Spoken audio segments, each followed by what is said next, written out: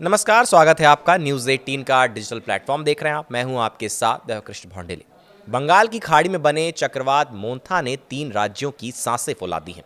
भारत मौसम विभाग ने इसे गंभीर चक्रवाती तूफान की श्रेणी में रखा है। इस तूफान के मद्देनजर भारतीय सेना को हाई अलर्ट पर भी रखा गया है।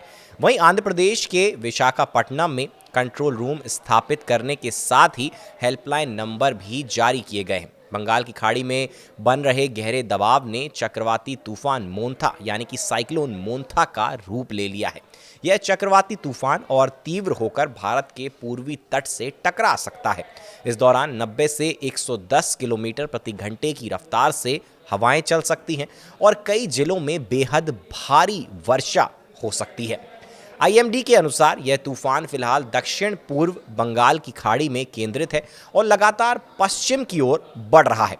शनिवार को यह पोर्ट ब्लेयर से 460 किलोमीटर पश्चिम दक्षिण पश्चिम और चेन्नई से 950 किलोमीटर पूर्व दक्षिण पूर्व और काकीनाडा से 970 किलोमीटर दक्षिण पूर्व में स्थित था। मौसम विभाग का अनुमान है कि 28 अक्टूबर की शाम या रात को यह तूफान आंध्र प्रदेश के मछलीपट्टनम और कालिंगपट्टनम के बीच काकीनाडा के पास टकरा सकता है। चलिए अब आपको बताते हैं मोंथा का मतलब क्या होता है। थाईलैंड ने इस चक्रवाती तूफान का नाम मोंथा रखा है।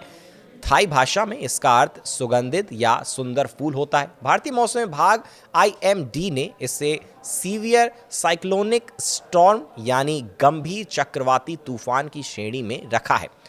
आईएमडी के वैज्ञानिक एस करुणासागर ने बताया कि 26 अक्टूबर से आंध्र तट के पास 45 से 55 किलोमीटर प्रति घंटे की हवाएं चलने लगेंगी और जो धीरे धीरे 90 से 110 किलोमीटर प्रति घंटा तक पहुंच सकती हैं। इसके असर को देखते हुए आंध्र प्रदेश, उड़ीसा और तमिलनाडु में प्रशासन ने हाई अलर्ट घोषित कर दिया है।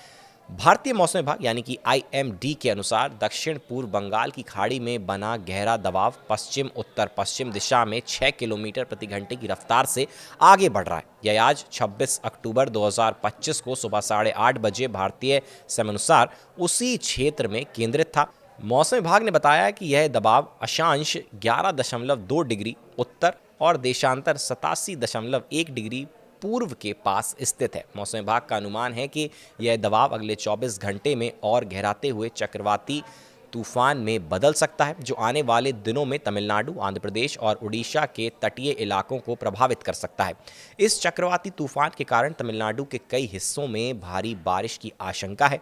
चेन्नई स्थित क्षेत्रीय मौसम विज्ञान केंद्र ने रविवार को राज्य के 6 जिलों के लिए भारी वर्षा का पूर्वानुमान जारी किया है और मछुआरों को समुद्र तट पर ना जाने की सख्त चेतावनी दी है। आंध्र प्रदेश में चक्रवात के खतरे को देखते हुए जिलों में प्रशासन ने सतर्कता बढ़ा दी है। सभी जिलों में कंट्रोल रूम बनाए गए हैं और अधिकारियों और चौकसी बरतने के उनको निर्देश भी दिए गए। विशाखापट्टनम कलेक्ट्रेट में कंट्रोल रूम स्थापित किए गए जहां लोग चक्रवात से जुड़ी किसी भी समस्या के लिए मदद ले सकते हैं। इसके लिए हेल्पलाइन नंबर 089125900102 और 089125900100 जारी किए गए हैं। विशाखापट्टनम के कलेक्टर एम.एन. हरेंद्र प्रसाद ने कहा कि स्टाफ शिफ्ट के आधार पर 24 घंटे उपलब्ध रहेगा। आंध्र प्रदेश सरकार ने तटीय जिलों और रायलसीमा क्षेत्र में रेड अलर्ट जारी कर दिया है। मुख्यमंत्री एन चंद्रबाबू नायडू ने शनिवार को सभी जिला कलेक्टरों और पुलिस अधीक्षकों के साथ आपात बैठक कर स्थिति की समीक्षा की। उन्होंने निर्देश दिया है कि आवश्यक सेवाओं में किसी भी तरह की रुकावट नहीं आनी चाहिए और ज़रूरत पड़ने पर स्कूल कॉलेजों में छुट्टियां घोषित की जाएं। उड़ीसा सरकार ने भी अपनी आपदा प्रबंधन प्रणाली को सक्रिय कर दिया है। राज्य के 16 जिलों पर तूफान का प्रभाव पड़ने की आशंका है।